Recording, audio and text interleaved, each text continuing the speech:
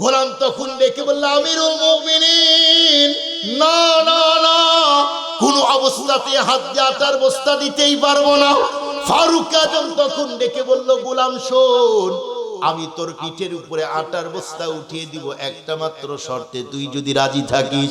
তখন বলল, আমিরুল মুমিনিন বলেন, এমন কি শর্ত? ফারুক আজম সেই মুহূর্তে তখন গোলামকে ডেকে বলল, গোলাম, কিয়ামতের দিন, যেই দিন মানুষগুলি পেরেশান হবে, সমস্ত নবীগুলি পেরেশান হবে, সেই সময় যখন রব্বুল আলামিন গুনার বোঝাগুলি আমার কাঁধে উঠায় দিবে, সেই দিন তুই যদি আমার গুনার বোঝাগুলি তোর ঘাড়ে নিতে চাস, আজকে আমি তোরে আটার বস্তা দিব, এছাড়া কোনো অবস্থাতেই দেওয়া যায় না। গোলাম বন্ধুরা আমার তখন মাথা নিচের দিকে নামায় দিল। ফারুক আজম ডেকে বলল, গোলাম, আমি বুঝতে পেরেছি তুই দুনিয়াতে উপকার করতে চাস, পরকালে না। এই মুহূর্তে আমার পিঠে তুই আটার বস্তা উঠায় দে। এক পর্যায়ে বন্ধুরা আমার যখন ফারুক আজমের পিঠের উপর আটার বস্তা উঠায় দিল, রাতের অন্ধকারে হযরত ওমর রাদিয়াল্লাহু তাআলা আনহু আটার বস্তা যখন নিয়ে বন্ধুরা আমার মহিলার বাড়ির দিকে যায়, একজন মানুষ যদি পিছন দিক থেকে লক্ষ্য করে দেখে, সে বলতে বাধ্য হবে, মদিনার মধ্যে এর চেয়ে হত দরিদ্র মানুষ মনে হয় কেউ নাই। আল্লাহু আকবার বলেন, আল্লাহু আকবার।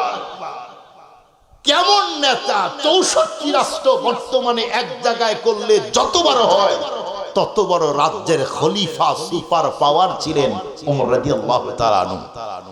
সেই ফারুক আজম নেতা নিজের পিঠে আটার বস্তা নিয়ে নরমাল একজন জনগণ, গরিব একজন শহীদের পরিবারে খাবারগুলি পৌঁছিয়ে দেয়। আমাদের দেশের নেতারাও তো দেয়, দেয় না? দেয় না আপনাদের অঞ্চলে? ও আপনাদের এইদিকেও দেয় না? খুব ভালো করে বুঝবেন, দুঃখ আর কষ্ট লাগে। আমাদের দেশের মেম্বারের বেতন দিয়ে তার সংসারই চলবে না, এত টাকা তার বেতন। সেই মেম্বার দেখবেন অনেকেই আছে, সব মেম্বার না, সব নেতা না, ওই মেম্বারকে গার্ড দেওয়ার জন্যও 10 জন ঘুরে। আছে না নাই?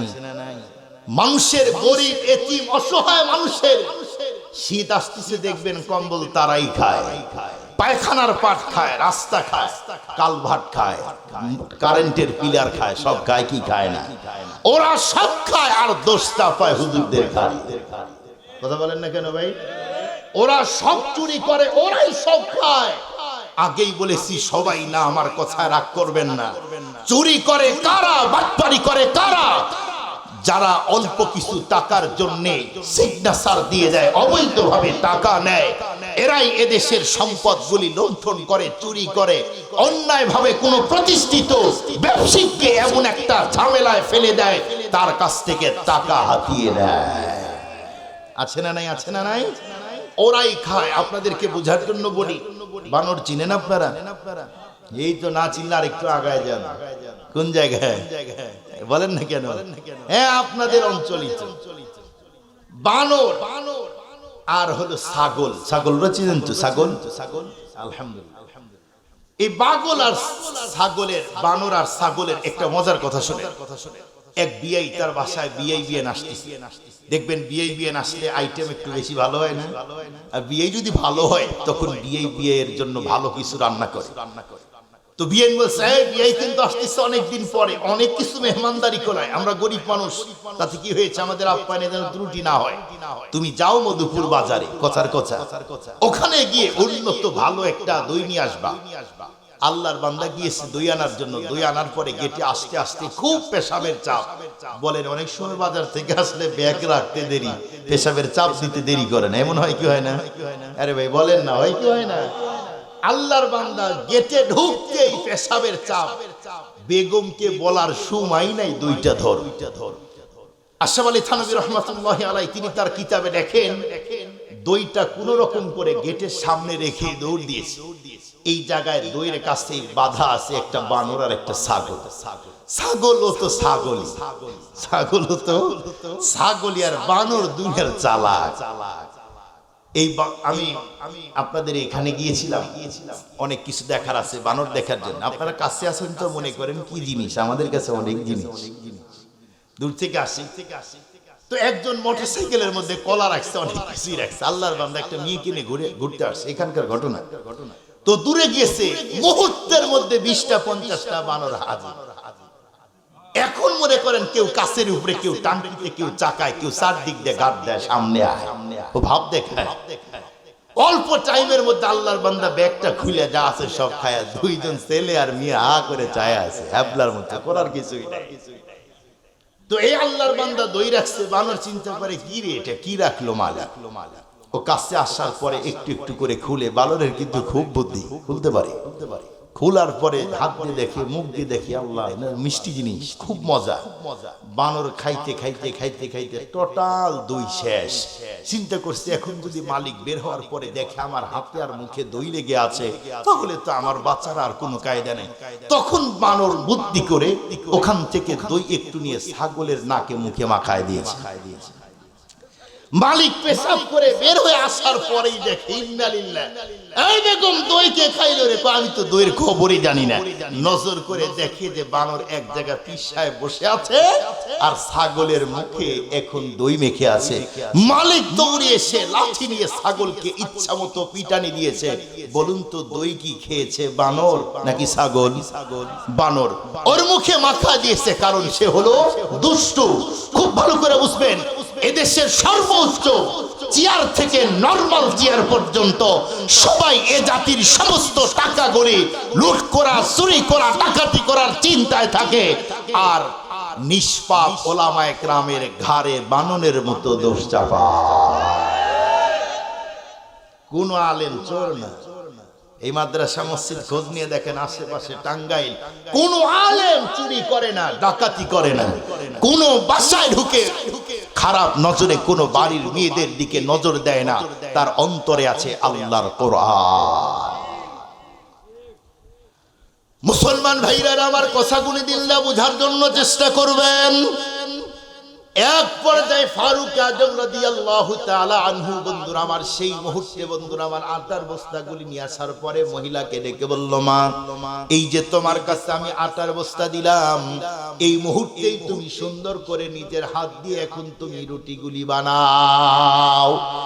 যেই মুহূর্তে মহিলা রুটিগুলি বানানো শুরু করলো, ফারুক আজম মহিলাকে তখন ডেকে বলল, মাগো, তুমি যদি এই মুহূর্তে আমাকে অনুমতি দাও, আমি নিজের হাত দিয়ে রুটি ভাজার, বন্ধুরা আমার, কাজগুলি করতে চাই।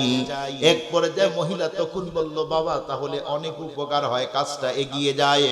ফারুক আজম নিজের হাত দিয়ে, বন্ধুরা আমার, যখন রুটিগুলি সুন্দর করে ভাজতিছে, অল্প কয়টা রুটি, বন্ধুরা আমার, যখন ভাজা হয়ে গেল, ফারুক আজম তখন ডেকে বলল, মাগো, তুমি অনুমতি দিলে গোশত আর রুটি দিয়ে তোমার সন্তানদেরকে খাওয়াইতে চাই। মহিলা বলল, বাবা, যাও যাও, আর সন্তানদের ঘুম থেকে উঠে খাবার গুলি দাও। ফারুক আজম বাচ্চাদেরকে ডাকলো, বাবা উঠো উঠো। সমস্ত বন্ধুরা আমার, তিনটা বাচ্চাই যখন ঘুম থেকে উঠে গেল, ফারুক আজম, বন্ধুরা আমার, একটু গোশত আর রুটিগুলি যখন বাচ্চাদের মুখের মধ্যে দেয়, বাচ্চাগুলি তখন, বন্ধুরা আমার, আনন্দ করে আর ফারুক আজমের কোলের মধ্যে, ঘাড়ের মধ্যে উঠে। এক পর্যায়ে হযরত ওমরে ফারুক রাদিয়াল্লাহু তাআলা আনহুকে তখন ডেকে বলল, আঙ্কেল, এত রাত্রে খাবার এনেছেন, আপনার পরিচয় কি? আমরা কিছুই তো জানি না। মুসলমান ভাইরা আমার কথাগুলি দিল্লা বুঝার জন্য চেষ্টা করবেন। এক পর্যায়ে আল্লাহর পয়গম্বর জনাবে মুহাম্মাদুর রাসূলুল্লাহ সাল্লাল্লাহু আলাইহি ওয়াসাল্লাম, বন্ধুরা আমার, যখন দ্বীনের দাওয়াতগুলি দিচ্ছিলেন, আমি পয়েন্ট আউট করতে চাই, নবীজি দ্বীনের দাওয়াতগুলি দিচ্ছিলেন, মক্কার তামাম মানুষগুলি নবীজির বিরোধিতা করেছে, এমনকি মারার জন্য বন্ধুরা আমার ষড়যন্ত্র করেছে। এক পর্যায়ে আবু জেহেল, উতবা সাহেবা, বন্ধুরা আমার, একটা মিটিং কল করলো, শোনো, যদি মুহাম্মাদের ধর্ম, কর্ম, এমনকি টোটাল যদি তার কার্যক্রম বন্ধ করে দিতে চাও, অবশ্যই এই মুহাম্মাদকে হত্যা করতে হবে, এছাড়া কোনো অবস্থাতেই তার ধর্ম বন্ধ করে দেওয়া যায় না। সমস্ত বন্ধুরা আমার, নীল মানুষগুলি, বিধর্মীগুলি, আবু জেহেল, উতবা সাহেবা, তার বাহিনীগুলি নীল নকশা তৈরি করলো। ওরা তখন বলল, শুনো, তোমরা যদি সত্যি মুহাম্মাদকে মারতে চাও, যে কোনো মানুষের পক্ষে মুহাম্মাদকে মারা যায় না, তাহলে কেমন করে মারা যায়? এক পর্যায়ে ওরা বলল, মক্কার মধ্যে যেই বন্ধুরা আমার যুবকগুলি ভিলেন, যারা মানুষকে গুম খুন হত্যা করতে, যাদের কলিজা কাঁপে না, এই জাতীয় যুবকদেরকে তোমরা এই মুহূর্তে আমার সামনে হাজির করে দাও। সমস্ত বন্ধুরা আমার ভিলেন প্রকৃতির, মাস্তান প্রকৃতির যুবকদেরকে হাজির করা হলো। সমস্ত যুবকগুলি বন্ধুরা আমার যখন খাবার খেয়েছে, কমপ্লিট সবাই বসে আছে, আবু জেহেল উদ্বার সাহেবা বন্ধুরা আমার তখন যুবকদেরকে ডেকে বলল, যুবক তোমাদের কেন ডেকেছি তোমরা কি জানো? সেই সময় যুবকগুলি বলল, না আমরা তো কিছুই জানি না। এক পর্যায়ে বলল, দেখো মুহাম্মদকে হত্যা করতে হবে, এই জন্য তোমাদেরকে ডেকেছি। এ কথা বলতে দেরি সমস্ত যুবকগুলি মাথা নিচের দিকে নুয়ে দিতে দেরি করে না। সমস্ত যুবকগুলি জানে যে আমরা কাকে হত্যা করার জন্য এসেছি। যেই মানুষটাকে আমরা এতদিন আল আমিন আস-সাদিক উপাধি দিলাম, যেই মানুষটার প্রশংসায় মক্কার মানুষগুলি পঞ্চমুখ, যেই মানুষটাকে বন্ধুরা আমার আল আমিন আস-সাদিক উপাধি দিল, তার বন্ধুরা আমার যার কাছে লক্ষ লক্ষ টাকা রাখা হলো, আজকে সেই মানুষটাকে বন্ধুরা আমার অনুপম চরিত্রওয়ালা মানুষটাকে মারবে। এক পর্যায়ে সমস্ত যুবকগুলি বলল, না এই লোকটাকে যদি মারি অবশ্যই আসমান থেকে কোনো গজব এসে আমাদের শেষ করে দিবে। সমস্ত মানুষ বন্ধুরা আমার যুবকগুলি মাথা নিচের দিকে, কিন্তু একজন যুবক বুক টান করে দাঁড়িয়ে আছে। উনি হলেন খাত্তাবের পোলা হযরত ওমর ফারুক রাদিয়াল্লাহু তাআলা আনহু। ফারুক আজম সেই মুহূর্তে তখন ডেকে বলল, বিগ বস আমি তো জানি এই কাজটা মক্কার কোনো যুবক করতে পারবে না, এই খাত্তাবের ছেলেই পারবে, এছাড়া সেকেন্ড পিস কারো সাহস নাই। ও মুসলমান, ছোট্ট করে বোঝার জন্য বলি, কোন মানুষটাকে ফারুক আজম মারতে চায়? যে মানুষটার প্রশংসা ডাইরেক্ট আল্লাহ পাক করেছেন, আল্লাহু আকবার বলেন। যে মানুষটার বন্ধুরা আমার প্রশংসা ফেরেশতা করেছে, সমস্ত নবীকুল করেছে, মক্কার ইহুদি নাসারাগুলি প্রশংসা করেছে, সেই মানুষটাকে মক্কার বন্ধুরা আমার সবচেয়ে ভিলেন আবু ওমরে ফারুক রাদিয়াল্লাহু তাআলা মারতে চায়। আমি আপনাদের জিজ্ঞাসা করতে চাই, বলুন তো দেখি ওই সময় ফারুক আজমের চেয়ে নোংরা আর মানুষ কেউ কি ছিল? নবীজিকে মারতে যায়, অনুপম চরিত্রওয়ালা মানুষটাকে যে মারতে চায়, এর চেয়ে বড় ভিলেন আল্লাহর জমিনে আর কেউ হয় না। কিন্তু এই মানুষটাই যখন নবীর কাছে গেলেন, দিন আর ইসলামের ছায়াতলে যখন আসলেন, কোরআন যখন গ্রহণ করলেন, শুধু সিলেবাস চেঞ্জ। আগের সিলেবাস, আগের মানব প্রচিত জ্ঞান ও বিজ্ঞান এগুলি বাদ দিয়ে নতুন টিচার মুহাম্মদুর রাসূলুল্লাহ সাল্লাল্লাহু আলাইহি ওয়াসাল্লামকে যখন শিক্ষক হিসাবে গ্রহণ করলো, আর কোরআনকে যখন গ্রহণ করলো, কোরআনের বিদ্যা অর্জন করার মাত্রই আল্লাহ পাক এখন তার টোটাল লাইফটাই চেঞ্জ করে দিয়েছে। যে মানুষটা মানুষের রক্ত পান করার পাগল, ওই মানুষটা এখন মানুষকে রক্ত দেওয়ার জন্য পাগল। মুসলমান ভাইরা আমার কথাগুলি দিল দিয়ে বুঝবেন। ফারুক আজমের চরিত্র বন্ধুরা আমার কেমন করে পরিবর্তন হয়েছে বোঝার জন্য ফারুক আজম রাদিয়াল্লাহু তাআলা আনহুর একটা মাত্র কথা বলতে চাই। আমরা প্রত্যেকেই জানি বন্ধুরা আমার, বিশ্বনবী যখন দুনিয়া থেকে বিদায় নিলেন, এরপরে প্রথম খলিফা আবু বকর সিদ্দিক রাদিয়াল্লাহু তাআলা আনহু, এই সিদ্দিক আকবর বন্ধুরা আমার যখন দুনিয়া থেকে বিদায় নিল, এরপরে দ্বিতীয় নম্বরের খলিফা হযরত ওমর ফারুক রাদিয়াল্লাহু তাআলা আনহু। ফারুক আজমের শাসনামল যখন চলতেছিল, ইতিহাসের কিতাবের মধ্যে লিখছে ফারুক আজম রাদিয়াল্লাহু তাআলা আনহু বন্ধুরা আমার এশারের নামাজ পড়ে কখনো বিছানায় তার পিঠটা লাগাইতো না।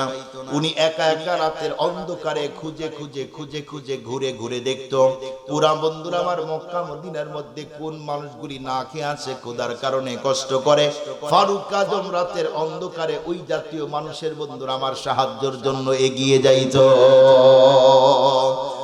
উনি একা একাই চলতেন। উনি কত বড় নেতা লিডার ছিল। বর্তমানে 64 রাষ্ট্র এক জায়গায় করলে যত বড় হয়, ততবার রাজ্যের খলিফা ছিলেন ফারুক আজম রাদিয়াল্লাহু তাআলা আনহু। সেই ফারুক আজম বন্ধুরা আমার একদিন রাতের অন্ধকারে যখন রাস্তার মধ্যে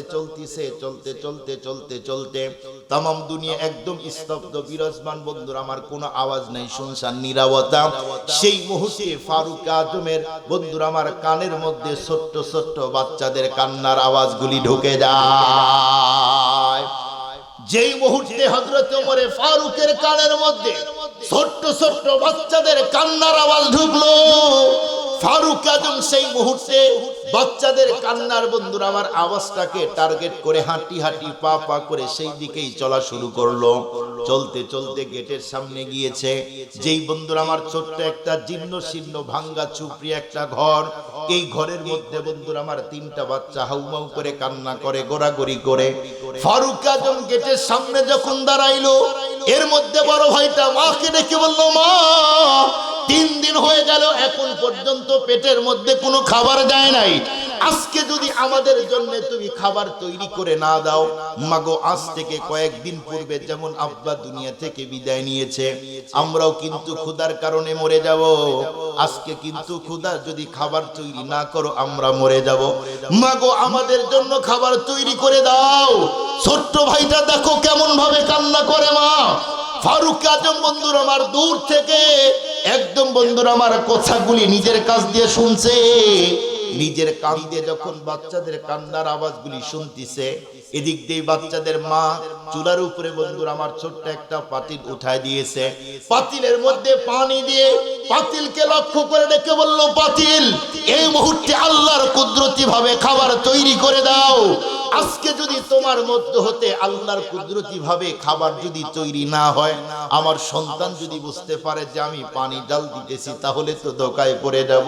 বাচ্চাদেরকে ডেকে বলল, বাবা তোমরা একটু ঘুমিয়ে যাও, এই তো খাবার রান্না হবে, যদি খাবার তৈরি হয় তোমাদেরকে ডেকে নিব। বাচ্চাগুলি সেই সময় বন্ধুরা আমার যতই বলুক না কেন মা, পেটের মধ্যে ক্ষুধা থাকলে চোখে ঘুম আসে না। এক পর্যায়ে বাচ্চাগুলি এভাবেই কান্না করছে। ফারুক আজম সেই মুহূর্তে বন্ধুরা আমার গেটের কাছে আসার পরে যখন আওয়াজ দিল, যেই মুহূর্তে আওয়াজ দিয়েছে তখন মহিলা ভিতর থেকে বলল, কে? এ কথা বলতেই ফারুক আজম রাদিয়াল্লাহু তাআলা আনহু সেই সময় বলল, আমি একজন মুসাফির আল্লাহ পাকের বান্দা। আল্লাহু আকবার বলেন, আল্লাহু আকবার। এত রাত্রে কে তুমি, কেন আসছো আমার বাসায়? ফারুক আজম ডেকে বলল, মা দরজা খুলো, আমি তোমার সাথে কথা বলতে চাই। সেই যুগ তো বর্তমান যুগের মতো না, ওই যুগের মুসলমান পুরুষ এবং নারী সমাজটা ছিল সোনার সমাজ। ওই সমাজে কোনো নারীকে একা একা কোনো পুরুষ ধর্ষণ করত না। ওই সমাজটা ছিল এত সুন্দর। বর্তমানের হিন্দু ছেলে মুসলমান নারীকে ধর্ষণ করে, মুসলমানের কোনো আওয়াজ নাই। কথা বলেন না কেন? আমাদের দেশের সমাজটা এমন হয়েছে, একটা মেয়েকে, আমার কন্যা আমার বোনকে রাস্তায় একা ছেড়ে দিব, এটা নিরাপদ না। জাহিলি যুগের সমাজ ছিল 5 জন 6 জন 7 জন 3 জন 2 জন ধরে ধরে একটা নারীকে ধর্ষণ করত। সেই জাহিলি যুগের সমাজ এখন আমাদের জাহিলি যুগের সমাজটাকে চেঞ্জ করে নবীজি এমন একটা সমাজ তৈরি করে দিল। ওই সমাজের যুবকগুলির চরিত্র চেঞ্জ হয়ে গেল। যুবকগুলি এখন একটা নারীকে রাস্তায় একা পাইলে এখন সিংহর মতো ঝাঁপ দিয়ে ধর্ষণ করে না, আক্রমণ করে না। একা একা কোন নারীকে পাইলে তখন মক্কার যুবকগুলি বলতো, পুরুষগুলি বলতো, বোন তুমি একা একা, তোমার সঙ্গে কেউ নাই? বলে না, আমার কেউ নাই। তখন পাহারা দিয়ে বাড়ি পর্যন্ত পৌঁছে দিয়েছে। আর আজকে মুসলমানের চরিত্র এমন, নামাজ পড়ে, রোজা করে, হজ করে, যাকাত দেয়, ইবাদত করে, এরপরেও বাংলাদেশের মা বোনদের ইজ্জত এখন আমাদের দেশের যুবকের কাছে নিরাপদ না। খুব ভালো করে বুঝবেন, এই কাজগুলি কারা করে? মোল্লারা না। খুব ভালো করে বুঝবেন, ওই সমস্ত যুবকগুলি এই কাজগুলি করতেছে যারা অনেক বড় শিক্ষিত, যারা আপার শিক্ষিত, অনেক বড় বড় শিক্ষিত ছেলেরা এই কাজগুলি করে। এদেশের কোন হক্কানি রব্বানি ওলামায়ে কেরাম এই কাজগুলিতে জড়িত না। খুব ভালো করে বুঝবেন, আমি সেদিকে যেতে চাই না, রাত অনেক হয়েছে। ফারুক আজম দরজায় আওয়াজ দিলেন, মহিলার কোনো ভয় নাই। কিন্তু এখন বলেন এই সিস্টেম কি আছে? আপনাদেরকে বোঝার জন্য আমি একটা মিসাল দিই। কিছুক্ষণ থাকবেন না চলে যাবেন? থাকবেন ইনশাআল্লাহ। যাবেন কে কে দেখি হাতরুন দেখি। আলহামদুলিল্লাহ, আপনারা আগেই বলছি খুব চালাক।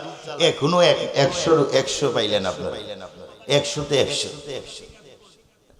আমাদের দেশের অবস্থা, রাত্রে দরজা খুলে না। গত বছর কুষ্টিয়া পারমাডাঙ্গা এরকম জাতীয় একটা নাম হবে এক জায়গায়, ওয়াজে গিয়েছি। ওয়াজ শেষ করার পরে যখন আসতেছি, তো আসার পথে আমাদেরকে বলছে, হুজুর এই রাস্তা দিয়ে যাবেন। আমরা 3 বক্তা, প্রধান বক্তা, দ্বিতীয়, তৃতীয়, 3 বক্তা এক গাড়ির মধ্যে। ওই গ্রামের মধ্যে ঢুকতেছি, আর ভাবলাম ম্যাপ দেই। এখন তো মোবাইলে ম্যাপ দিলে রাস্তা দেখা যায়। ম্যাপ দেওয়ার সাথে সাথে রাস্তা শর্ট করে দেখা দিয়েছে। আমরা তো আর চিনি না। শর্ট রাস্তায় ঢোকার পরে দেখি না মাটির রাস্তা একটু যাওয়ার পরে, তখন ড্রাইভারকে বললাম যে ঘুরায় অন্য রাস্তা দিয়ে ঢুকো। অন্য রাস্তা দিয়ে যখন ঢুকলাম, রাস্তা শেষ হয়, যাওয়ার পরে আবার দেখি মাটির রাস্তা, কাদা রাস্তা। এভাবে ঘুরতে ঘুরতে ম্যাপ আর কাজ করে না, ওর মাথা শেষ। যখন আর কাজ করে না, ঘুরতে ঘুরতে প্রায় 1 ঘন্টা আমরা শুধু একবার এই দিকে যাই, একবার এই দিকে যাই। তো এক পর্যায়ে একটা বাড়ির সামনে গিয়ে বারবার ডাকি, খালা বলি, চাচি বলি, অনেক কিছুই বলি, মামা খুলে দাও, খালা খুলে দাও, কেউ দরজা খুলে না। বললাম আমরা 3 জন বক্তা রাস্তা ভুল করে এসেছি। একজন মহিলা ভিতর থেকে বলল, বাবা দক্ষিণ দিকে যাও। বলুন তো দক্ষিণ কি আর ওই জায়গায় চিনি আমরা? এক জায়গায় গেলে দক্ষিণ চেনা যায়। অনেক সময় বলে হুজুর আসতেছেন, আজকে বলছি হুজুর পশ্চিম দিকে আসেন। এখন এই জায়গায় আসার পরে আমি তো পশ্চিম চিনতেছি না, আমি মনে করছি এই দিকে, কিন্তু এই দিকে আসতে হয়। তো আমরা বললাম, খালা দক্ষিণ কোন দিকে? বলে এই দিকে। এই দিক কোন দিক? ও তো ঘর থেকে এই দিক দেখায়। এক পর্যায়ে দেখলাম একদম পাশে মসজিদ দেখা যায়। তো মসজিদের দিকে খেয়াল করে, ও এই দিকে দক্ষিণ। ওই দিকে যাওয়ার পরে বিশ্বাস করেন আবার আধা ঘন্টা ঘুরলাম, রাস্তা নাই। এক পর্যায়ে একজন লোক রাত্রে সুন্দর একটা বেরি ধরায় লাইট একটা নিয়ে বের হয়েছে। বের হওয়ার পরে বলতিছে, হুজুর আমি বুঝতে পেরেছি আপনারা রাস্তা ভুল করেছেন। আমি আবার বললাম, ভাই বুঝতে পেরেছেন তো আগে আসতেন, 1.5 ঘন্টা ঘুরাইলেন, আমরা মুসাফির মানুষ। কয় হুজুর বিশ্বাস করেন, এই অঞ্চলে মানুষ গাড়ি নিয়ে ডাকাতি করতে আসে। এই অঞ্চলে মানুষ গাড়ি নিয়ে আসে, সুন্দর সুন্দর মেয়েদেরকে উঠায় নিয়ে যায়। তার মানে বাংলাদেশের মুসলমানের চরিত্র এমন, রাত্রে মানুষের বাড়িতে দরজায় গিয়ে ডাকাতি করে, চুরি করে, সুন্দরী নারীদেরকে উঠা নিয়ে ধর্ষণ করে পরের দিন হত্যা করে দেয়। এটা মুসলমানের চরিত্র, এটা মুসলমানের চরিত্র। এই জন্যই তো মুসলমান গেট করে 3-4টা, একটা বড় গেট, মিনি গেট, এরপরে কেসি গেট, আরো কত গেট, এরপরে ঘরের দরজা লাগায়। ঘরের মধ্যেই মানুষ মরে থাকে, খুনিকে খুঁজে পাওয়া যায় না।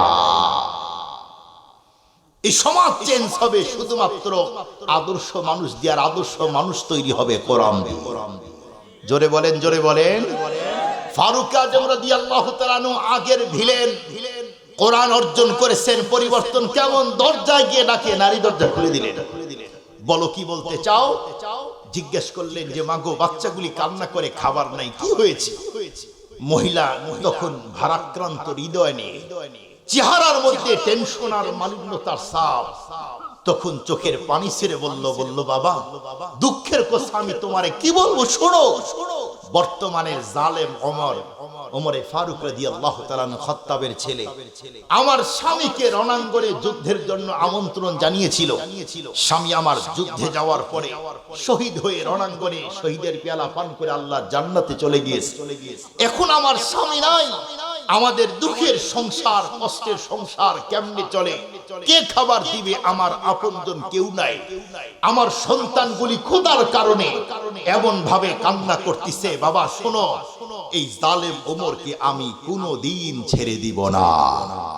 ফারুক আজমকে, এই ভিলেন মানুষটা ফারুক আজম রাদিয়াল্লাহু তাআলা আনহু, এই মানুষটাই ইসলাম গ্রহণ করার আগে তার নাগের ডগায় এই জাতীয় বক্তব্য কেউ দিবে, তার জীবন বেঁচে থাকবে এটা প্রশ্নই আসে না।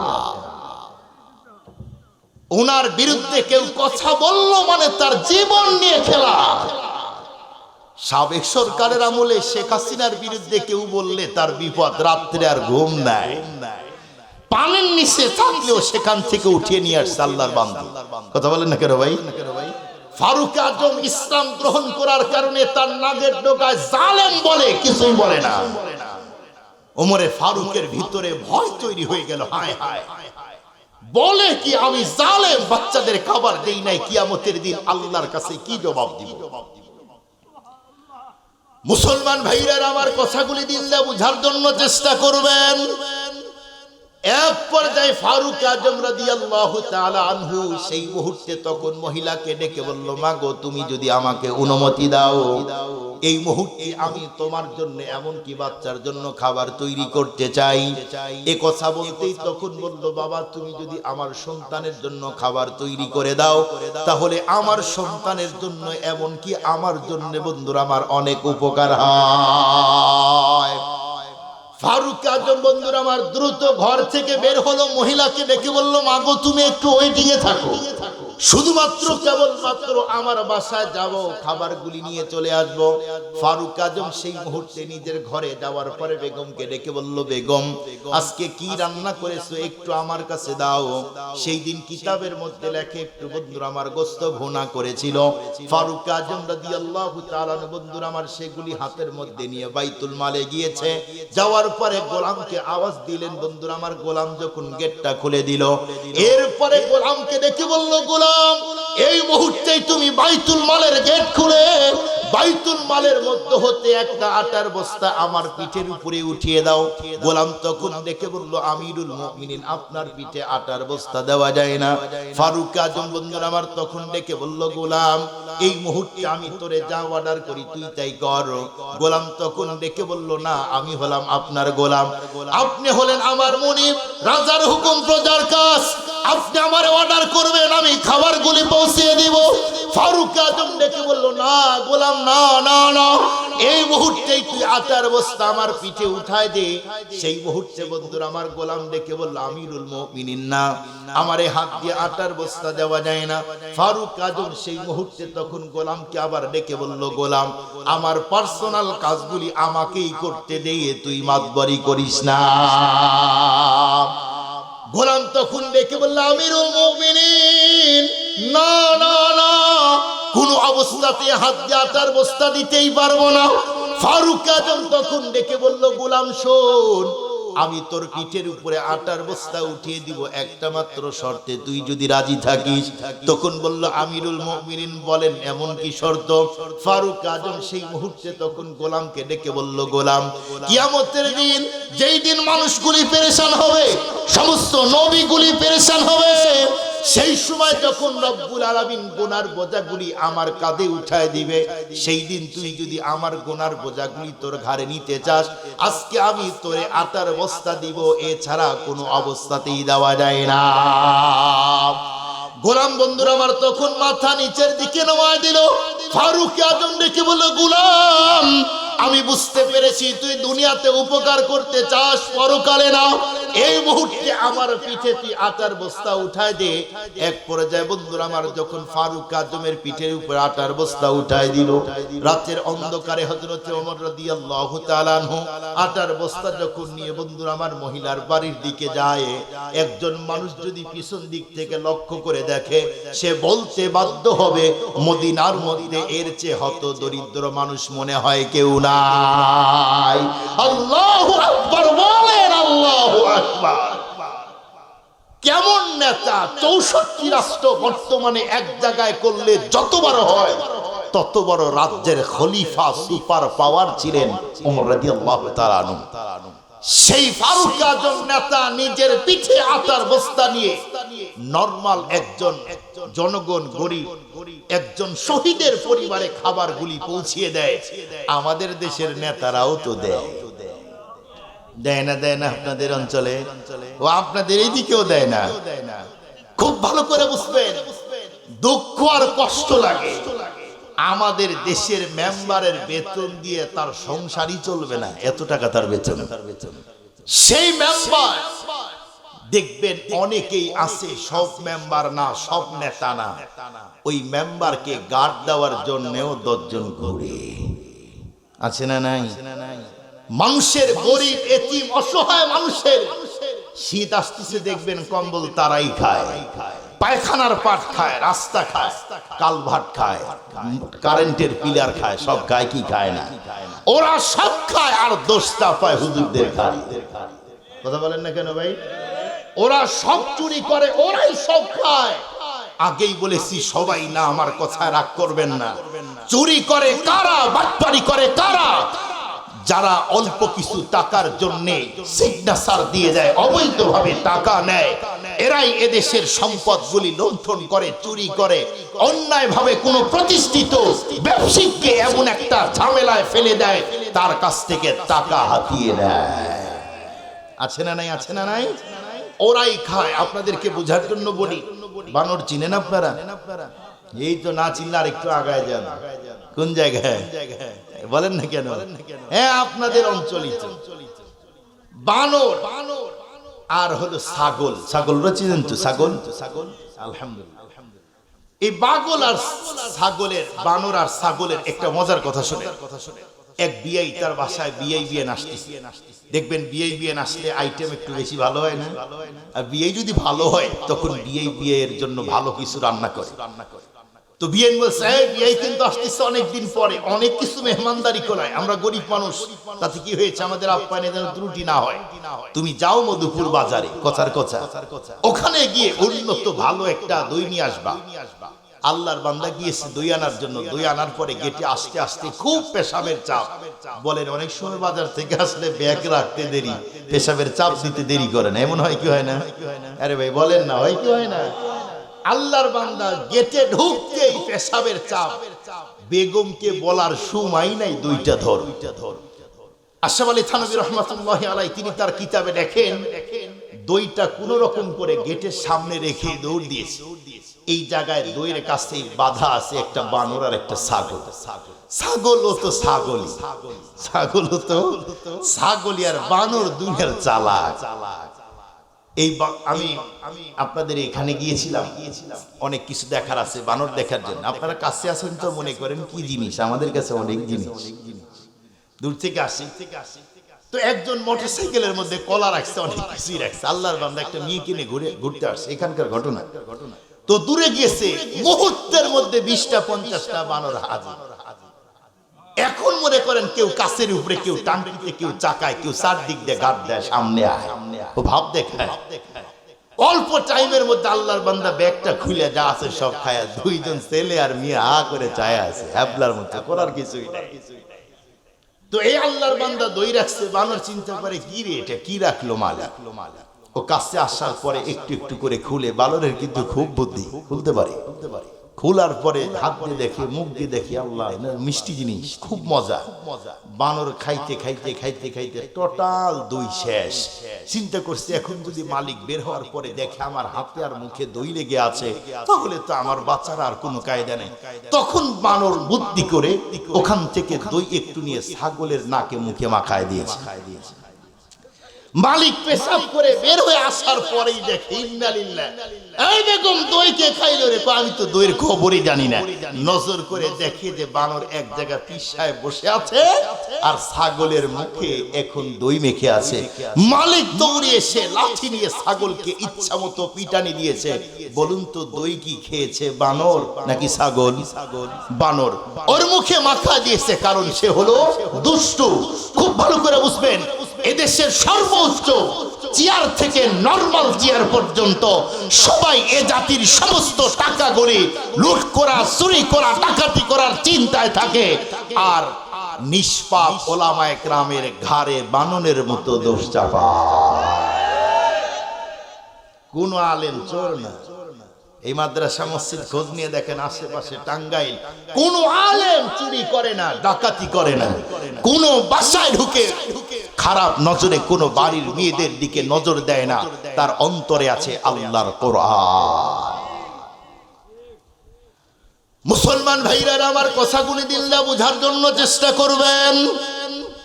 এক পর্যায়ে ফারুক আজম রাদিয়াল্লাহু তাআলা আনহু বন্ধুরা আমার সেই মুহূর্তে বন্ধুরা আমার আটার বস্তাগুলি নিয়ে আসার পরে মহিলাকে ডেকে বলল, মা এই যে তোমার কাছে আমি আটার বস্তা দিলাম, এই মুহূর্তেই তুমি সুন্দর করে নিজের হাত দিয়ে এখন তুমি রুটিগুলি বানাও। যেই মুহূর্তে মহিলা রুটিগুলি বানানো শুরু করলো, ফারুক আজম মহিলাকে তখন ডেকে বলল, মাগো তুমি যদি এই মুহূর্তে আমাকে অনুমতি দাও, আমি নিজের হাত দিয়ে রুটি ভাজার বন্ধুরা আমার কাজগুলি করতে চাই। এক পর্যায়ে মহিলা তখন বলল, বাবা তাহলে অনেক উপকার হয়, কাজটা এগিয়ে যায়। ফারুক আজম নিজের হাত দিয়ে বন্ধুরা আমার যখন রুটিগুলি সুন্দর করে ভাজতিছে, অল্প কয়টা রুটি বন্ধুরা আমার যখন ভাজা হয়ে গেল, ফারুক আজম তখন ডেকে বলল, মাগো তুমি অনুমতি দিলে গোশত আর রুটি দিয়ে তোমার সন্তানদেরকে খাওয়াইতে চাই। মহিলা বলল, বাবা যাও যাও, আর সন্তানদের ঘুম থেকে উঠে খাবার গুলি দাও। ফারুক আজম বাচ্চাদেরকে ডাকলো, বাবা উঠো উঠো। সমস্ত বন্ধুরা আমার তিনটা বাচ্চাই যখন ঘুম থেকে উঠে গেল, ফারুক আজম বন্ধুরা আমার একটু গোশত আর রুটিগুলি যখন বাচ্চাদের মুখের মধ্যে দেয়, বাচ্চাগুলি তখন বন্ধুরা আমার আনন্দ করে আর ফারুক আজমের কোলের মধ্যে ঘাড়ের মধ্যে উঠে। এক পর্যায়ে হযরত ওমর ফারুক রাদিয়াল্লাহু তাআলা আনহুকে তখন ডেকে বলল, আঙ্কেল এত রাত্রে খাবার এনেছেন, আপনার পরিচয় কি? আমরা কিছুই তো জানি না।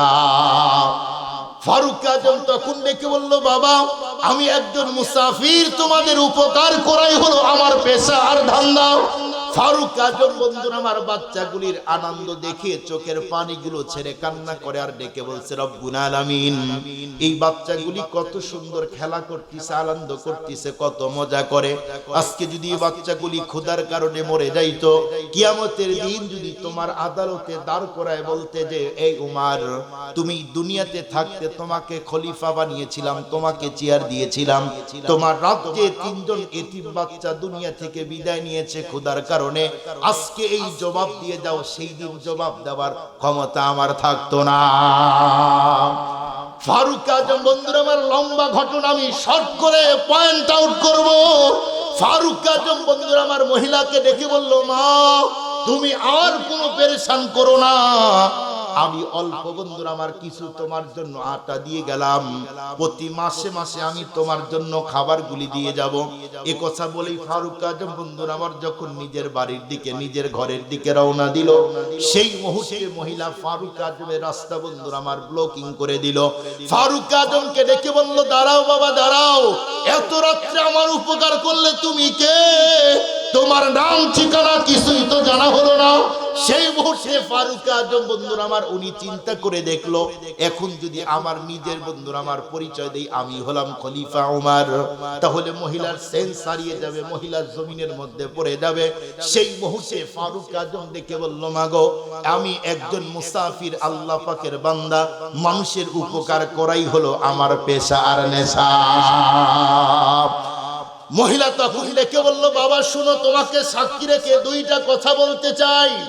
ফারুক আজম বলল, মা বলো তুমি কি বলতে চাও? সেই মুহূর্তে মহিলা বন্ধুরা আমার ফারুক আজমকে ডেকে বলল, বাবা প্রথম কথা হলো বর্তমানে জালেম ওমর ফারুক আজম, যেই জালেমটা আমার বাসায় খাবার দেয় নাই, কিন্তু তোমার তো কোনো দায়িত্ব নাই, তুমি খাবার দিলে। তোমাকে সাক্ষী রেখে আমি বলতেছি, কিয়ামতের দিন কোন অবস্থাতেই এই জালেম ওমরকে আমি বন্ধুরা আমার ছেড়ে দিব না। দ্বিতীয় নাম্বার, বাবা তোমার সাক্ষী রেখে বলে, শুনো শুনো শুনো, আমাকে যদি কেউ এখন জিজ্ঞাসা করে এই পৃথিবীতে বর্তমানে খলিফা হওয়ার যোগ্য কোন মানুষটা, আমাকে কেউ জিজ্ঞাসা করলে আমি তোমার নামটা বলে দিব, তুমি হলে খলিফা হওয়ার যোগ্য। কারণ রাতের অন্ধকারে মানুষের বাড়িতে তুমি খাবার পৌঁছিয়ে দাও।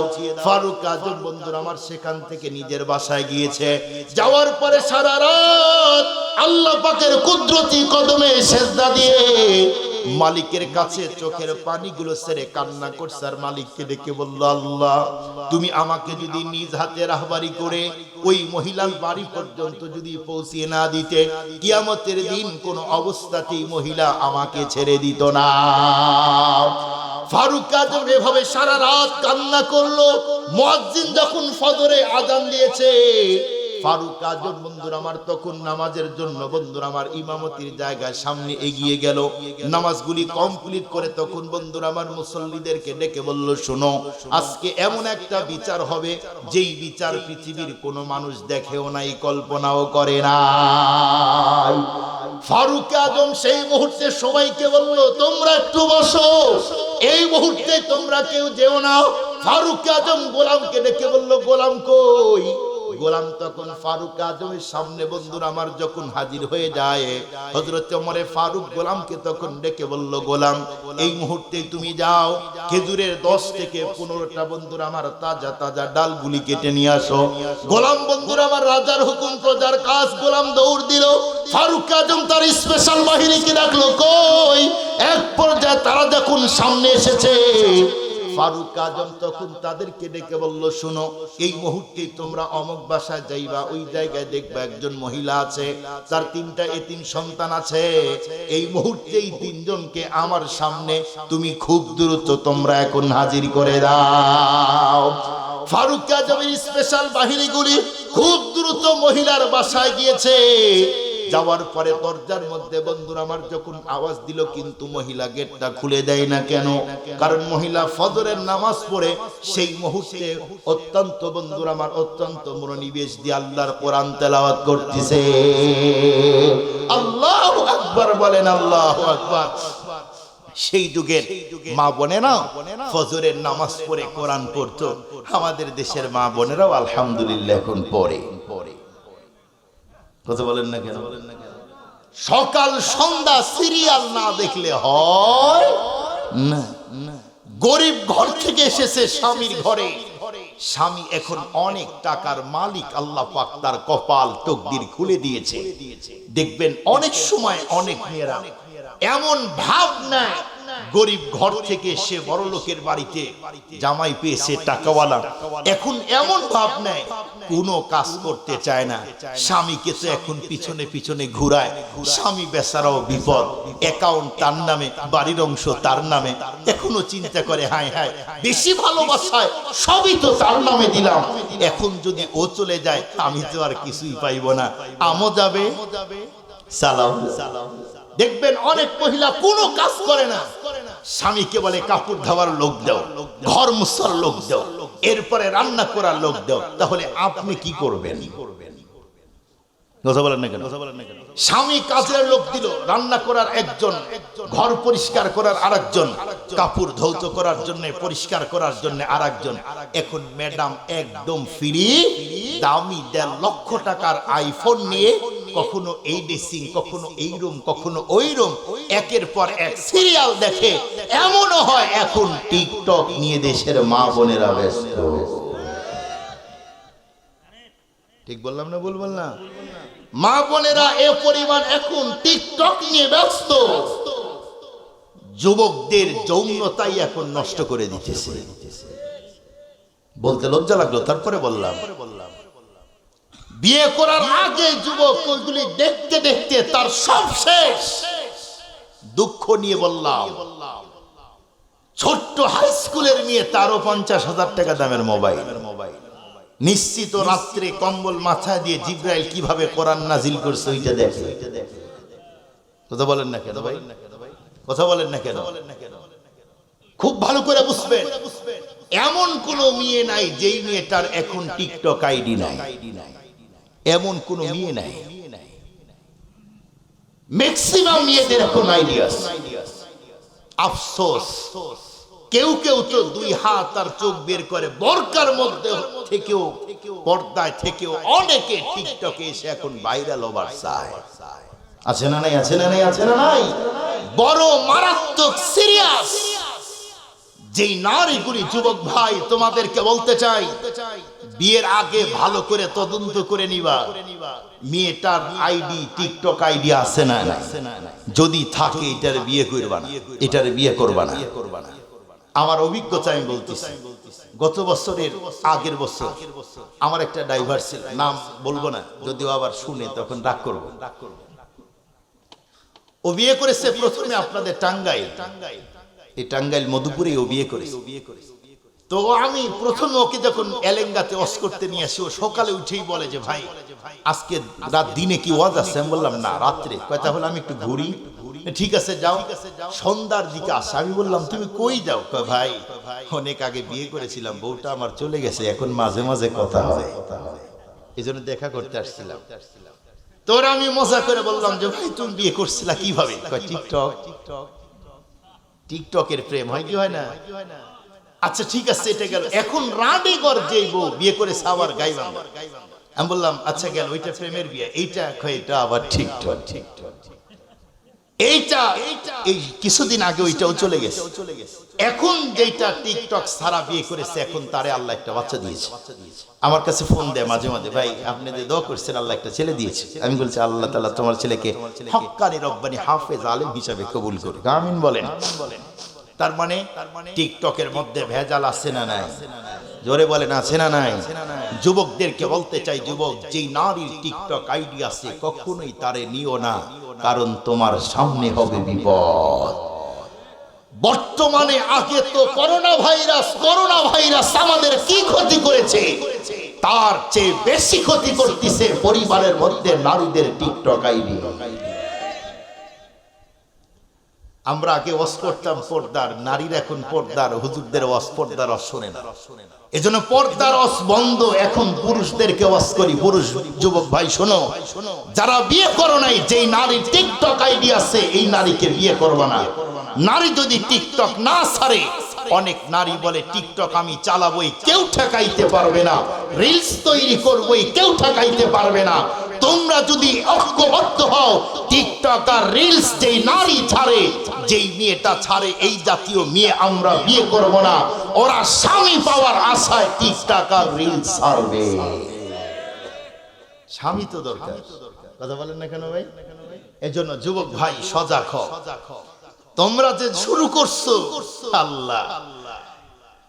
এক ছেলে বিয়ে করতে গিয়েছে, ছেলের মেয়ের বাবা মামা জিজ্ঞেস করছে যে ভাগিনা তুমি তো আগামীতে আমার জামাই হবে, তুমি কি করো? মামা এখনো কিছু করি না, প্ল্যান করতেছি। খুব ভালো করে বুঝেন, প্ল্যান করতেছি। কি প্ল্যান? আছে মামা, সামনে একটু চিন্তা ভাবনা আছে, ভালো কিছু করো। বলা যায় না? না মামা এখন বললে কেমন হয়, এটা তো একটা সারপ্রাইজ, আকর্ষণ। বলে তাই? বলে হ্যাঁ। বলছে না তুমি যদি একটু বলো। পরে কাছ থেকে মেয়ের নানা বলছে আরে ভাই বলো না তোমার প্ল্যান কি? প্ল্যান হলো আমি নিয়ত করেছি, ঘটকের সাথে কথা হয়েছে, বিয়ের আগে মেয়ের বাবার কাছ থেকে 1 লক্ষ টাকা নিয়ে দিবে। ওই টাকা দিয়ে কোন রকম করে বিয়ে করব, বাকি টাকা দিয়ে একটা মোবাইল কিনবো। এই মোবাইল কিনে বিয়ের রাত থেকে শুরু করে ফুলসজ্জার রাত্রের অনেক ছবি উঠাবো, রিলস তৈরি করব, টিকটক করব। স্বামী আর স্ত্রী দুইজন মিলে টিকটক আর রিলস দিয়ে ডলার ইনকাম করব। চিন্তা করছেন যুবকের চিন্তা? আমি বগুড়া শহরে থাকি, আজিজুল হক কলেজের ওই ফজরের নামাজ পড়ে হাঁটাহাঁটি করি। নামাজ পড়ে ঘুমাই না, 20 মিনিট 25 মিনিট আধা ঘন্টা হাঁটি। নবীজি ফজরের নামাজের পরে ঘুমাইতে নিষেধ করেছে, স্বাস্থ্যের জন্য ক্ষতি। আজকে সকালে আমি দেখি ফজরের নামাজের পরে 3টা ছেলে মোবাইল নিয়ে খুব পেরেশান। বয়স কত? 16-17 হবে। ও এখন টিকটক আর রিলসের গল্প করে। আমি সকালে উঠে ভাবলাম যে আল্লাহ, সকালে কোন মুখ দেখলাম। আপনারা আমার কাছে রাগ করলেন? রাগ করেন না। কোন মানুষ যদি রাত 12টা পর্যন্ত জাগে, তার শরীরের সব শেষ হয়ে যায়। মেডিকেল সায়েন্স ডক্টরেরা সব সময় বলে রাত 10টার মধ্যে ঘুমায় যান। 11-12টা এর মধ্যে মানুষের, পুরুষের শরীরের মধ্যে হরমোন তৈরি হয়। আর যদি বেশি রাত করেন তাহলে স্বাস্থ্যের ক্ষতি হবে। কিছু যুবক দেখবেন রাত 3টা পর্যন্ত জাগে, সকাল 10টায় উঠে বাবার গোডাউনে খায়, টোটো কোম্পানির ম্যানেজার আর মোটরসাইকেলের 100 করে পিকআপ দিয়ে যায়। আছে না নাই? আছে না নাই? ওর বাবার গোডাউনে খায়, বাবার হোটেল দিয়ে নিজের পেট উদর ভরায়, পেট ভরায়, আর পিকআপ দিয়ে চলে। যুবক এইভাবে চলো না, তোমার জীবন নষ্ট হবে। আসার সময় যমুনা সেতুতে দেখলাম কোন 20 বছরের যুবক উল্টা পাল্টা গাড়ি চালায় যদি রাস্তায় চলে, ওর জন্য আমার দিলে বিন্দু মাত্র দুঃখ হয় না। তোমার না আছে স্ত্রী, না আছে সংসার, তোমার এত রাস্তায় তাড়াহুড়া কিসে? কথা বলেন না কেন? তোমার জন্য আরো 10 জনের ক্ষতি হয়, তোমার এত তাড়াহুড়া কিসে? সম্মানিত উপস্থিতি, গভীর রাত করতে চাই না, প্রতিশ্রুতি আগেই দিয়েছি। মনে আছে আপনাদের কোন জায়গায় কথা বলছিলাম? মহিলার কথা মনে আছে আপনাদের? মহিলা দরজা খুলে দিলেন। দরজা খুলে দেওয়ার পরে জিজ্ঞেস করলো কে? সমস্ত লোক 20-25 জন অস্ত্র নিয়ে দাঁড়িয়ে আছে। মহিলা দেখার পরে ভয়, হায় হায় কি হলো। তাদের মধ্যে একজন স্পেশাল বাহিনীর প্রধান ডেকে বলল, বর্তমানের আমিরুল মুমিনিন ওমরে ফারুক রাদিয়াল্লাহু তাআলা আপনাকে ডেকেছে, আপনার সন্তান সহ। মহিলা যোগ বিয়োগ এদিক সেদিক মিলাইতে পারে না, হায় হায় আমি কি করলাম, আমাকে ডাকতেছে কেন? তার মাথায় আসলো নিশ্চিত রাত্রে যে যুবককে খলিফাতুল মুসলিমিন আমিরুল মুমিনিনের বিরুদ্ধে জালেম জালেম বলে নোংরা কথা বললাম, নিশ্চিত যুবক সব বলে দিয়েছে, আমার বাঁচার আর কোনো কায়দা নাই। এখন আমার কি হবে? কে বাঁচাবে আমাকে? মহিলা বাচ্চাদের কাছে গেলেন, বাচ্চাদেরকে কাছে নিয়ে চোখের পানি ছেড়ে আল্লাহর কাছে দোয়া করে, আল্লাহ ফজরের নামাজ পড়লাম, কোরআন পড়লাম, আমি এক জটিল অবস্থা পার করতেছি, আমার সন্তানের এই দুনিয়াতে আমি ছাড়া কেউ নাই, এই সন্তান ছাড়া আমাদেরও আপন, আমার আর আপন কেউ নাই। আল্লাহ আমার যদি কোনো ক্ষতি হয়, জালেম ওমর যদি আমাকে হত্যা করে, শাস্তি দেয়, জেলখানায় বন্দী করে, আমার দুঃখ নাই, কিন্তু রব্বুল আলামিন আমার সন্তানের যেন কোনো ক্ষতি না হয়, আমার সন্তানের কোনো কষ্ট হলে, ক্ষতি হলে, তার বডিতে, বাচ্চাদের বডিতে যদি আমিরুল মুমিনিন আঘাত করে, আমি মা সহ্য করতে পারবো না। বলুন তো দেখি, সন্তানের কোনো ক্ষতি হোক পৃথিবীর কোনো মা চায়? আবার বলেন চায় না? এই পৃথিবীতে আমাদের যত আপন আছে, যত ভক্ত আছে, যত আত্মীয় আছে, নানাবাড়ি বলেন, খালাবাড়ি বলেন, যত ফ্রেন্ড সার্কেল আছে, কাল রক্তের আত্মীয় হোক, রক্ত ছাড়া হোক, সারা দুনিয়ার সব আত্মীয় এক জায়গায় করলে, সব ভালোবাসা এক জায়গায় করলে, মা আর বাবার মহব্বতের সমান হবে না, মা আর বাবার সমান হবে না। অথচ আজকে আব্বার আম্মাকে হত্যা করার যুবক আছে না নাই? যুবক আছে না নাই? হাজারো যুবক আছে মাকে গালি দেয়, বকা দেয়, নিজের শ্বশুর আর শাশুড়িকে উন্নত চিকিৎসার জন্য টাকা ব্যয় করে, নিজের শ্বশুর শাশুড়ি বাসায় আসলে অনেক আপ্যায়ন করে, কিন্তু নিজের মা বাসায় আসলে উন্নত বাজারটাও করে না। মায়ের জুতো ছিঁড়ে গেছে, তেল মাথায় নাই। যেই মা নিজের সন্তানের জন্য এত টাকা ব্যয় করলো, নিজের হাঁস মুরগি, হাঁস বিক্রয় করা টাকা, এগুলি দিয়েও সন্তানকে লেখাপড়া শিখাইলো, সন্তান এখন অনেক বড় বিজনেসম্যান, অনেক বড় চাকরিজীবী, এখন তার অনেক সম্পদ, কিন্তু জনম দুঃখিনী মা আর বাবাকে দেখে না। এই জাতীয় সন্তান আছে না নাই? যতদিন পর্যন্ত বিয়ে না করে ততদিন পর্যন্ত আব্বা আম্মা যা বলে তাই শোনে, কিন্তু যখন বিয়ে করে অল্প কিছুদিন পরে বাবা আর মা যেন তাওই আর মাওই হয়ে গেছে। তাওই মাওই বুঝেন আপনারা? এখন নিজের মা আর বাবা সম্পর্ক নষ্ট হয়ে তাওই মাওয়ের সম্পর্কের জায়গায় দাঁড়িয়েছে। দুঃখ আর কষ্ট নিয়ে বলতে হয় কথা। কত সন্তান বাবা আর মাকে মারতেছে, সোশ্যাল মিডিয়া আপনারা দেখতেছেন। বস্তার মধ্যে ভরে মা আর বাবাকে স্বামী আর স্ত্রী লাঠি দিয়ে পিটাইতেছে। সেদিন ফেসবুকে দেখলাম প্রায় 90-100 বছর হবে মায়ের, মা নিজের চোখ দিয়ে দেখে না, সন্তানও লাঠি দিয়ে পিটায়, স্ত্রীও লাঠি দিয়ে পিটায়। দেখছেন না ভিডিওটা ভাইরাল হয়েছে? কি পরিমাণ জালেম হলে এই মা আর বাবার উপরে আক্রমণ করে। যেই সন্তানগুলি তার মা আর বাবার উপরে আক্রমণ করে, এই জাতীয় একটা সন্তানকে, একটা যুবককে রাস্তার মোড়ে ধরে যদি মানুষ একটা বিচার করত, আর এইটা যদি ভাইরাল করে দিত, বাংলাদেশের কোন যুবক তার মা আর বাবার উপরে আক্রমণ করতে যাইত না। বলুন, পুরা পৃথিবীকে কয়েকশো কোটি, মিলিয়ন, বিলিয়ন, ট্রিলিয়ন বার বিক্রয় করলে জান্নাতের একটা ইটের সমান হবে? কথা বলেন না কেন? হবে কি? জান্নাতের একটা ইটের দাম যদি এত বেশি হয়, বলুন তো এত বড় বিশাল, যেটা সর্বনিম্ন হবে 10 দুনিয়ার সমান। তাহলে এত বড় জান্নাতের দাম আরো কত বিশাল, কত দাম, অনেক দাম। এই দাম, এই জান্নাতটাই যদি মায়ের বাবার, মা এবং বাবার পায়ের নিচে থাকে, বলুন তাহলে ওই মা আর বাবার দাম কত? তুমি যে জান্নাতের জন্য যুবক নামাজ পড়ো, রোজা করো, হজ করো, যাকাত দাও, সেই জান্নাত তো নবীজি বলেন আল্লাহ তোমার ঘরে দিয়েছে। এ দুনিয়াতে অনেক পুরুষ দেখবা, কিন্তু বাবার মতো সোনার মুখওয়ালা মানুষ দেখবা না। অনেকের বাবা চলে গেছে, পৃথিবীর কত জায়গায় যায়, কত সুন্দর মানুষ দেখা যায়, কিন্তু বাবার মতো মুখওয়ালা মানুষ দেখা যায় না। দুনিয়ার কত জায়গায় ঘুরবা, কত মহিলা রাস্তা দেখা যায়, মায়ের মতো মায়াবী সোনার মুখওয়ালা মানুষ দেখা যায় না। আমি এক জানাজায় দাঁড়িয়েছিলাম, একজন মা মারা গেলেন। সেই সময় একজন সন্তান, ওই মায়ের সন্তান দাঁড়িয়ে বলল, শুনেন, আপনাদেরকে সামনে নিয়ে আমি লম্বা কথা বলতে চাই না, একটা কথা বলবো। কি বলে, অনেক সময় আমরা 5 ভাই বিপদে পড়লে মা ছোট্ট ঘরের মধ্যে থেকে দোয়া করত, আল্লাহ বিপদ থেকে উদ্ধার করে দিত। যেই মা দোয়া করলে আল্লাহ দোয়া কবুল করে, সেই দোয়া কবুল করনেওয়ালা মানুষটা আজকে দুনিয়া থেকে চলে গেল। আমাদের 5 ভাইয়ের জন্য হাত তুলে দোয়া করার কেউ নাই।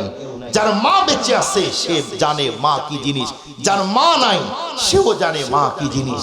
যার মা নাই সে চোখের পানি ছেড়ে কান্না করে, আর যার মা আছে সে ভাবেই না, চিন্তাই করে না মায়ের দোয়া দিয়ে কিভাবে আল্লাহ ভাগ্য পরিবর্তন করে। এটা অনেকে জানে। বলেন আছে না নাই? আমার নিজের চোখ দিয়ে দেখা, গল্প করা, বাড়িতে খাওয়া রেওয়ায়েত একদম সহি। কুড়িগ্রাম একজন আর্মি পার্সন ব্যক্তি আছে, নাম হলো মোহাম্মদ আমিনুল ইসলাম আর্মি ভাই।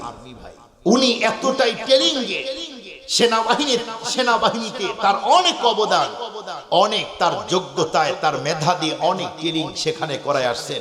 উনি বলেন যে ভাই, আমি আমার মাকে কি মহব্বতটা করি আপনি না দেখলে বুঝতে পারবেন না।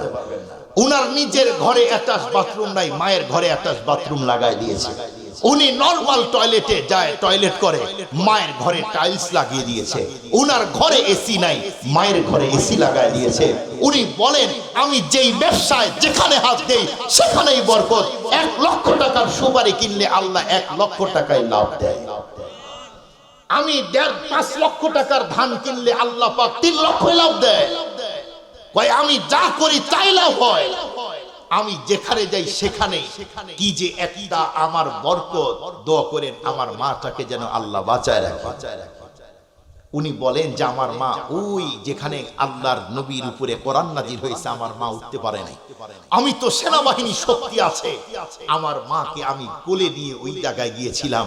মা উপরে উঠে আর আমার জন্য দোয়া করে, আল্লাহ আমার যে সন্তান নবীর উপরে যেখানে কোরআন নাজিল হলো সেই জায়গায় আমার সন্তান আমাকে নিয়ে আসলো। আমার সন্তানকে দুনিয়াতে এবং আখিরাতে ইজ্জত আর সম্মান মর্যাদা তুমি বাড়ায় দিন। বলে ভাই, আমার নিশ্চিত ওই দিনের দোয়া আমার মায়ের কবুল হয়েছে। প্রতি বছর মাকে নিয়ে উমরায় যায়। আল্লাহ কি লস করেছে না লাভ করায় দিয়েছে? কথা বলেন না কেন? নিজের স্ত্রী, নিজের সন্তানের জন্য অনেক কিছুই কিনেন, মাকে দেন না। আপনি বড় জালেম, আপনি বড় জালেম। সন্তান কান্না করে 10,000 টাকার খেলনা এনে দিতে পারেন, মায়ের জুতো ছিঁড়ে যায়, আপনার খবর থাকে না। আপনি সন্তান নামের কলঙ্ক, সন্তান নামের কলঙ্ক। খুব ভালো করে বুঝবেন, যেই সন্তানকে উন্নত খাবার দিলেন, যেই সন্তানকে উন্নত পোশাক দিলেন, খেলনা 2টা আছে আরো একটা এনে দিলেন, সন্তানকে উন্নত জিনিস দিলেন, এই সন্তান আপনার জন্য কয় রাত জেগেছে? কথা বলেন না? কয় রাত জেগেছে সন্তান? ছেলে জেগেছে, মেয়ে জেগেছে? বলেন না। কে জেগেছে? মা। কথা বলেন না? কে ভাই? মা। এই জন্য মাকে কষ্ট আমরা কখনোই দিব। এই সমাজের প্রতিটা যুবকদের বলতে চাই, আজকে যেহেতু মাদ্রাসা এবং যুবকদের উদ্যোগে প্রোগ্রাম, যুবক তোমরা সেই সাহাবায়ে কেরামের মতো তোমরা ঐক্যবদ্ধ হও। এই সমাজে লুট, গুম, জেনা, ব্যভিচার এমনকি কোনো সন্তান যদি তার মায়ের উপরে আক্রমণ করে, বাবার উপরে আক্রমণ করে, এমনকি কোনো মুরব্বীর সাথে কোনো যুবক যদি খারাপ ব্যবহার করে, তোমরা সংগঠন করো। সংগঠনের প্রত্যেকটা যুবক তার সামনে যাবে, যুবককে বলবে, যুবক তুমি কেন তোমার মা আর বাবার সাথে খারাপ ব্যবহার করো? ওই যুবক যদি তার মা আর বাবার উপরে আক্রমণ করে, আঘাত করে, তোমরা সংগঠনের মাধ্যমে ওই যুবকের বিচার করো। এই সমাজে আর মা আর বাবার উপরে আক্রমণ করার মতো কেউ থাকবে না। আগামীতে তোমরা যখন বুড়ো হবে, তোমাদের সন্তানেরা কখনো তোমাদের সাথে খারাপ ব্যবহার করবে না। ঐক্যবদ্ধ হও। যদি না করো, এখন যেমন করবা তার চাইতে বেশি খাইবা। আমাদের গ্রামে একটা কথা আছে, ঢেল মারলে কি খেতে হয়?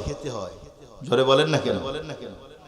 হ্যাঁ, এই জন্য যুবকদেরকে বলি, যুবক তোমরা আসো, ফিরে আসো, নিজেরা তৈরি হও। তোমাদের কেউ তৈরি করে দিবে না। তোমরা তৈরি হও, সমাজে সংগঠন করো। 20 জন হোক, 5 জন হোক, 5 জনের জামাত তৈরি করো। খুব ভালো করে বুঝবেন। আপনাদেরকে একটা কথা বলে এরপরে শেষ করে দিব ইনশাআল্লাহ। সন্দীপ চিনেন আপনারা? চট্টগ্রাম সন্দীপ, সন্দীপ নাম শুনেছেন, কেউ হয়তো গিয়েছেন। আমি ওখানে প্রোগ্রামে যাই, কয়েক বছর হয়ে লাগাতার এক মাদ্রাসায় দিয়ে, আবার বিভিন্ন জায়গায়। ওই জায়গার 5 জন যুবক একদিন ফজরের নামাজ পড়ে ওরা চিন্তা করলো যে আমরা তো 5 জন পড়লাম, কত যুবক ভাই নামাজ ছাড়া ঘুমায় আছে। আমরা আজ থেকে ওয়াদা হলাম 5 জন ফজরের নামাজের আগেই পুরা এলাকার সমস্ত যুবকদেরকে ঘুম থেকে উঠাবো। এই 5 জন একটা মানে চিন্তা করেছে।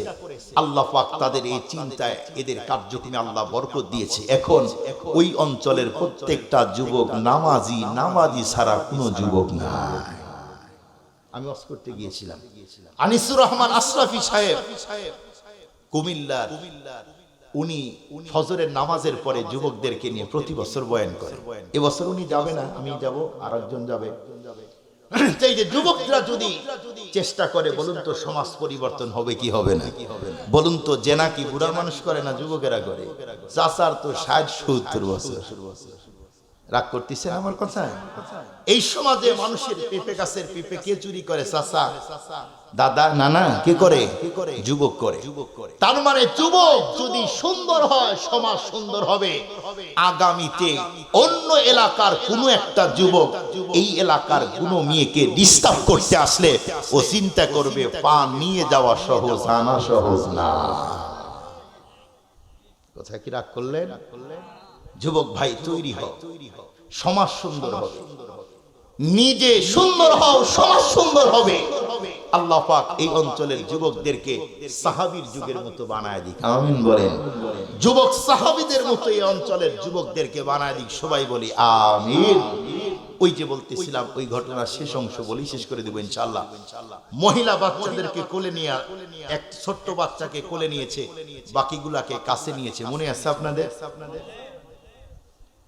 সেই সময় মহিলাদেরকে, বন্ধুরা আমার, তখন মুসল্লিদেরকে বলল, শোনো, এই মুহূর্তেই তোমরা মহিলাকে আমার সামনে আসার জন্য বন্ধুরা আমার সুযোগ করে দাও।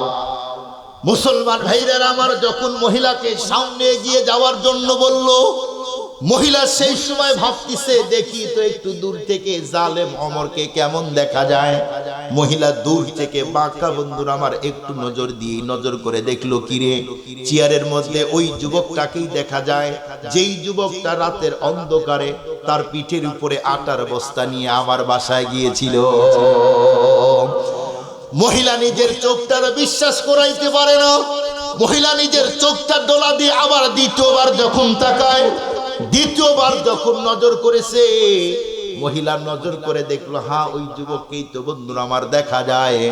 মহিলা যখন একদম বন্ধুরা আমার ফারুক আজমের সামনে হাজির হলো, ফারুক আজম সেই মুহূর্তে বন্ধুরা আমার চেয়ার থেকে ওঠার পরে মহিলাকে তখন ডেকে বলল, মাগো, এই চেয়ারে বসার যোগ্যতা আমি ওমরের নাই, এই মুহূর্তেই তুমি চেয়ারে বসো। আর গোলামকে ডেকে বলল, গোলাম, খেজুরের ডালগুলি কই আমার হাতে দে। যেই মুহূর্তে গোলাম খেজুরের ডালগুলি ফারুক আজমের হাতে দিয়েছে, ফারুক আজম খেজুরের ডালগুলি হাতে নেওয়ার পরে মহিলার কাছে গিয়ে বললে, মাগো, এই যে তোমার কাছে খেজুরের ডালগুলি এখন আমি হস্তান্তর করে দিলাম, আমার নিজের বডির উপরে তুমি আঘাত করো, আমাকে মারো, এরপরেও কিয়ামতের দিন তুমি আল্লাহর কাছে আমার বিরুদ্ধে বিচার দিও না। ফারুক আজম চোখের পানি ছেড়ে আর কান বন্ধুরা আমার ছেড়ে কান্না করে আর ডেকে বলছে, মা তুমি আমার বিরুদ্ধে আল্লাহর কাছে বিচার দিও না, তুমি আমাকে মারতে মারতে জমিনের মধ্যে শোয়ায় দাও, এরপরেও আমার কোনো অভিযোগ নাই। সেই মুহূর্তে মহিলা তখন ডেকে বলল, বাবা না না আমিরুল মুমিনিন, আমি তোমাকে কেমন করে মারবো, আমি আপনাকে কেমন করে মারবো, আপনি হলেন খলিফার, আমি হলাম একজন সাধারণ মুসলিম, আমি একজন সাধারণ মুসলিম। সেই মুহূর্তে বন্ধুরা আমার ফারুক আজম ডেকে বলল, মা আজকে অবশ্যই তোমার বিচার করতে হবে, তুমি তো আমাকে সাক্ষী রেখে আল্লাহর কাছে কসম করেছো। ফারুক আজমকে মহিলা তখন ডেকে বলল, বাবা আমি তো তোমাকে আরো একটা কথা বলেছিলাম, বর্তমান পৃথিবীতে কেউ যদি আমাকে জিজ্ঞাসা করে খলিফা হওয়ার যোগ্য ব্যক্তিকে, আমি তো সেই সময় বলেছিলাম তুমি হবে সেই ব্যক্তি খলিফা। এ কথা বলেই মহিলা তখন বলল, বাবা শোনো, আমি তোমাকে বুঝতে পারি নাই, আমার ভুল হয়েছে, আল্লাহর হস্তে এই মুহূর্তেই তুমি আমারে ক্ষমা করে দাও। আল্লাহু আকবার বলেন, আল্লাহু আকবার বলুন।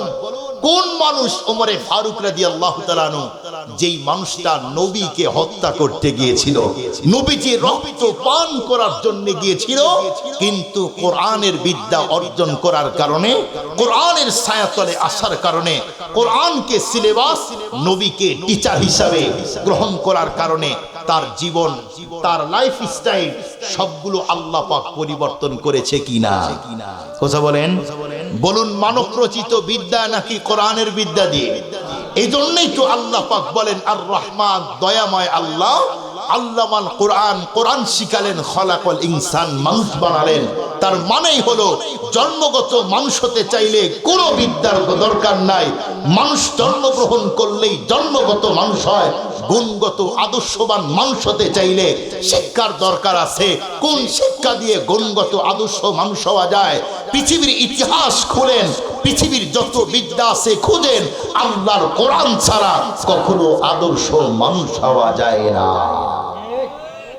ডাক্তার হন সমস্যা নাই, র্যাব হন সমস্যা নাই, সেনাবাহিনী হন সমস্যা নাই, আপনি যা করেন কোরআনকে পক্ষে নেন, কোরআনের পক্ষে আপনি যান, আপনি আদর্শ গুণগত মানুষ হয়ে যাবে।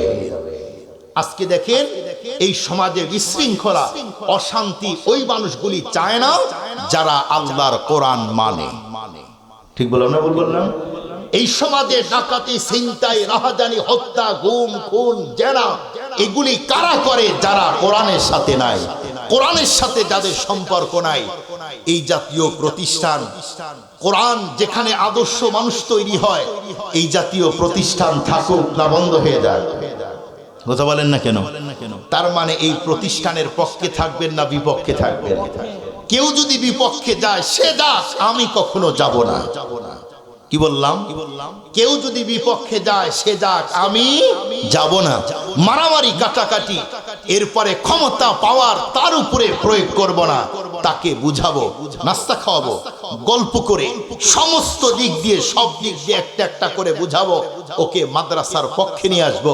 কখনো তার সাথে খারাপ ব্যবহার করব না। তাহলে বলুন, আদর্শ মানব গঠন করতে চাইলে কোন বিদ্যা লাগে?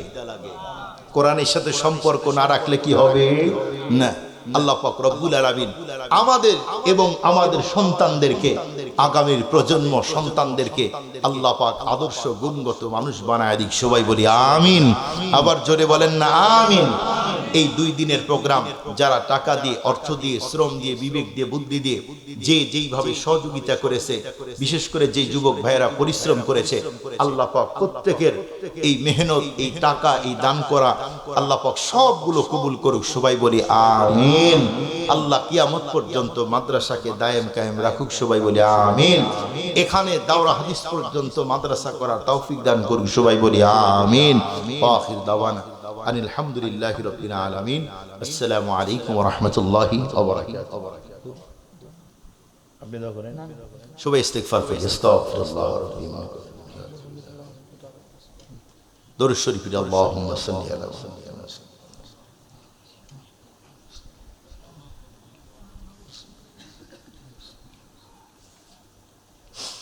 আলহামদুলিল্লাহি রাব্বিল আলামিন আসসালাতু ওয়াসসালামু আলা রাসূলিহিল কারীম ইয়া মুকাল্লিবাল কুলুবি সাব্বিন কলবি আলা দীনিক আল্লাহুম্মা আজরনি মিনান নার ربنا هب لنا من أزواجنا وذريتنا قرة أعين واجعلنا للمتقين إماما আয় রব্বুল আলামিন এই মাহফিলের পিছনে যারা টাকা দিয়ে বিবেক দিয়ে বুদ্ধি দিয়ে যেইভাবে সহযোগিতা করেছে আল্লাহ প্রত্যেকের সহযোগিতা কবুল করে নাও আল্লাহ যারা মাহফিলের জন্য টাকা দিয়েছে শ্রম দিয়েছে প্রত্যেকের দান এমনকি শ্রমগুলি তুমি কবুল আর মঞ্জুর করে নাও আয় আল্লাহ গতকালকে এমনকি আজকে যেই বক্তাগুলি আলোচনা করলো প্রত্যেকটা কথাগুলি আলোচনাগুলি আমাদের জীবনে বাস্তবায়ন করার তৌফিক দিয়ে দাও আয় আল্লাহ মাদ্রাসাকে কবুল করে নাও ছাত্রদেরকে কবুল করে নাও ওস্তাদদেরকে কবুল করে নাও আয় আল্লাহ মাদ্রাসার কমিটি যেই সমস্ত সদস্যবৃন্দ আছে